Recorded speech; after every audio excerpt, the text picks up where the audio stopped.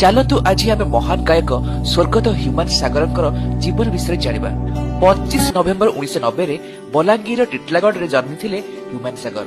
ତାଙ୍କ ବାପା ଏବଂ ଜେଜେବାପା ଉଭୟ ଥିଲେ ସଙ୍ଗୀତଜ୍ଞ, ତେଣୁ ତାଙ୍କର ପିଲାଦିନୁ ହିଁ ସଙ୍ଗୀତ ପ୍ରତି ଆକୃଷ୍ଟ ହେବା ସ୍ୱାଭାବିକ। 2012ରେ ତରଙ୍ଗ ମ୍ୟୁଜିକର ଭଏସ ଅଫ୍ ଓଡ଼ିଶା ସିଜନ 2ରେ ୱିନର ହୋଇ ଓଡ଼ିଶାର ଘରେ ଘରେ ପରିଚିତ ହୋଇଥିଲେ ହ୍ୟୁମାନ ସାଗର। ତାପରେ ଅନେକ ଓଡ଼ିଆ ଆଲବମରେ ଗୀତ ଗାଇଲା ପରେ 2015ରେ ଓଲିଉଡ ଫିଲ୍ମ ଇସ୍କ ତୁ ହି ତୁରେ ପ୍ଲେବ୍ୟାକ୍ ଡେବ୍ୟୁ କରିଥିଲେ ଏବଂ ଓଡ଼ିଶାବାସୀଙ୍କ ହୃଦୟ ଜିତି ଯାଇଥିଲେ। ପରବର୍ତ୍ତୀ 10 ବର୍ଷରେ 150ରୁ ଅଧିକ ଫିଲ୍ମ ସଙ୍ଗ ଏବଂ 200ରୁ ଅଧିକ ଆଲବମ ଟ୍ରାକ୍ ଗାଇ ଓଡ଼ିଶା ସଙ୍ଗୀତ ଜଗତରେ ନିଜର ଏକ ସ୍ୱତନ୍ତ୍ର ପରିଚୟ ସୃଷ୍ଟି କରିଥିଲେ।